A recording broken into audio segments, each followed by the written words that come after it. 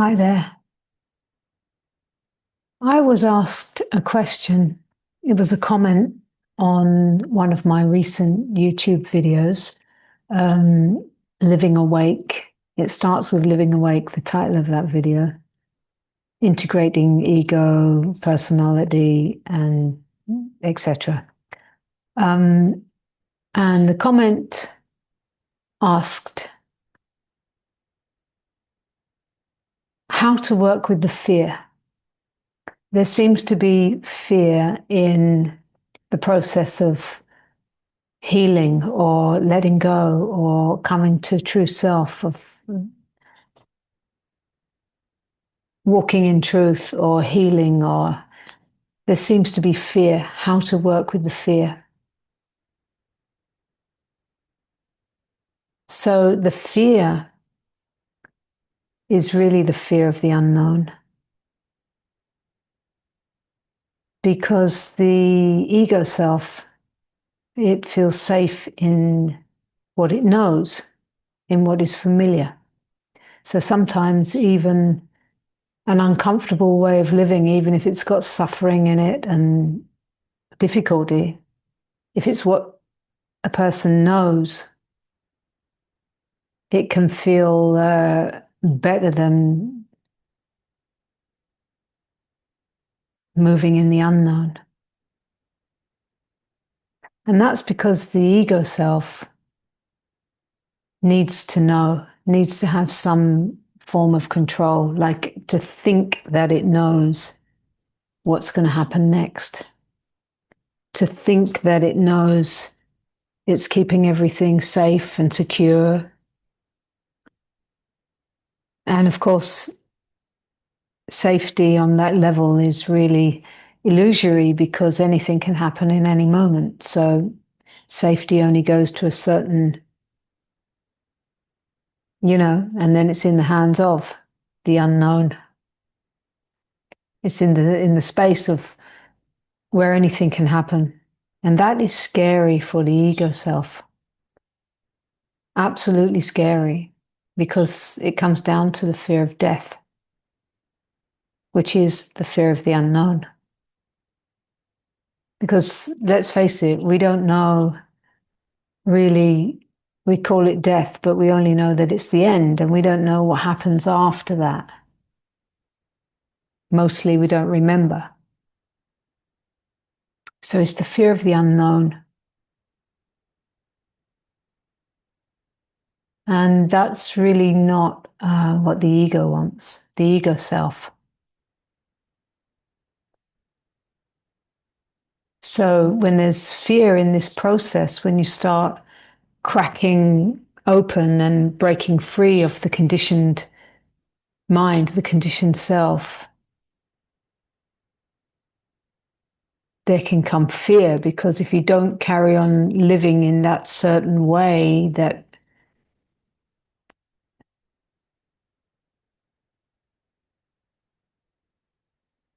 you know so well, and you step out into the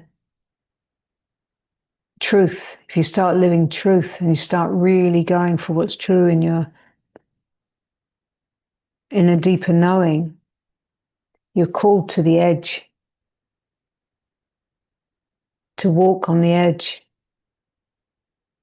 of the unknown. And it's beautiful. It's very, very beautiful, because then life comes fully alive. It's where life is alive, where the aliveness is, because you're walking on the edge of the moment. I call it the edge of the moment. Right? It's just always, always now. It's always, always this. It's always on the edge of the moment. Anything can happen. It's in openness.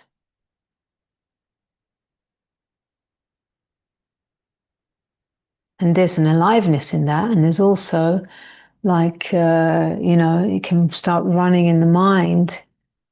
Oh, what if, and what if, and what if? So many what ifs, and anything can happen. How to work with that? Well, I would say take care of the nervous system. help the nervous system. The body, even if you wake up to what you are, even if you break, consciousness opens, your nervous system is still wired from the life that came before. It still does that thing that it did. It doesn't just suddenly go, hey, yeah. So take care of the nervous system. Take care of its needs. And this is where a living practice comes in, because there's no, in awakening, in living who you really are, there's no practice for that. But there is a living practice that is in support for this body-mind. A way of living and being that is supportive to this body. Yeah. And therefore the mind. You cannot separate body from the mind. Right? So for example, my mornings are long, slow mornings most of the time when I have the luxury. Right? I like to listen to what my body's asking for. And it all comes down into all the things, the way you treat with your diet, with your habits, with your focused attention, all the way that you're taking care of the body-mind is going to pacify the nervous system, the fear, and create more space. And if you go the other way and you don't give a shit about any of that, and you just get up and you just drink coffee and you're rushing and you're in your mind and this and that and that and that,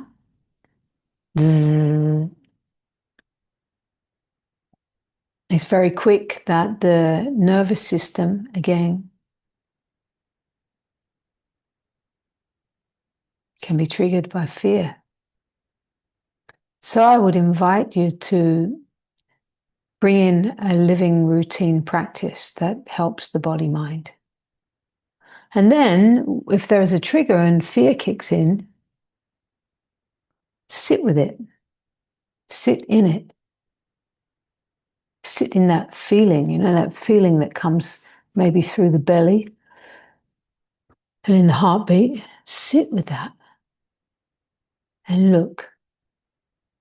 See if you find anyone in there who's afraid.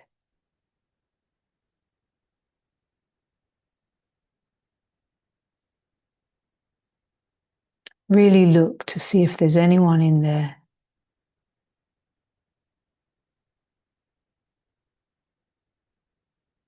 Ask yourself, who is afraid?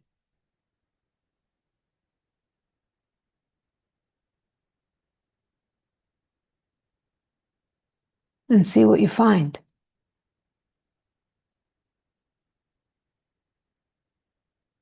You won't find anyone in there. You'll see that the body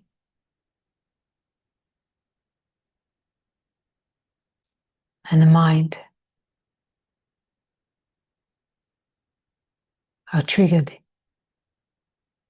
by not knowing, by the unknown. And this fear can also come from like past memory body experiences,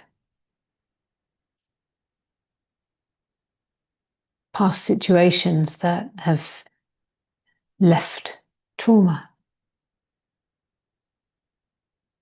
in the system, terror. That can kick in for me if I walk alone in the forest and some guy starts coming the other way. My heart's boom, boom, boom, boom.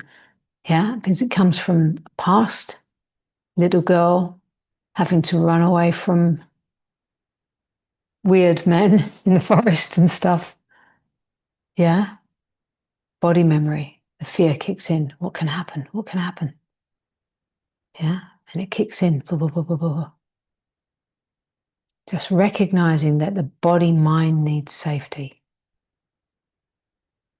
But you are not that. You are the caretaker. You help the body-mind. And the more that you bring practices like breath work, for example, soft yoga, soft, say like yin yoga or long, deep stretches, and you create space, like stretching open the limbs, stretching, breaking open the fascia, and breath work, which creates space. You're creating space, whatever way you choose to create space.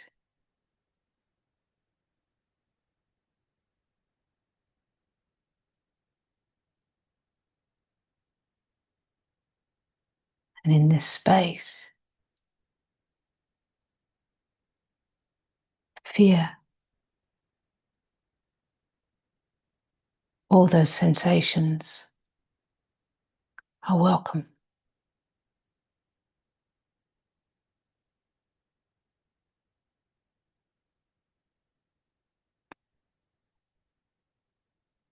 Welcome. And you sit with it, and you sit in this meeting, this true meeting, with whatever sensation is here. And you don't feed the thinking process about that, and you don't go off in any story about that.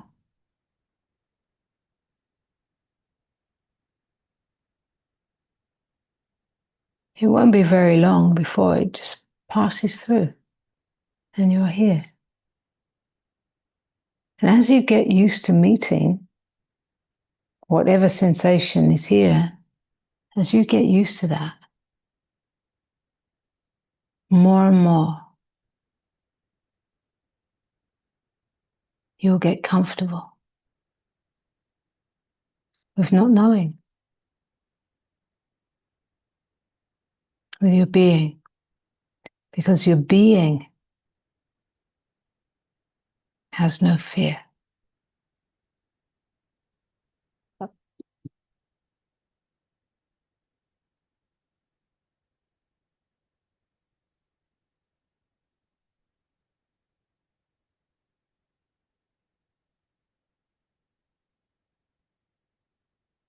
If you like this content, please like and subscribe.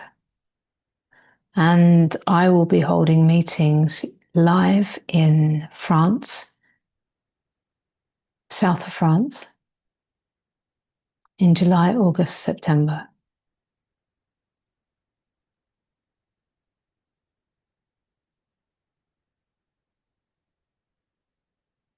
Feel welcome to check out my offerings on my website, individual sessions also.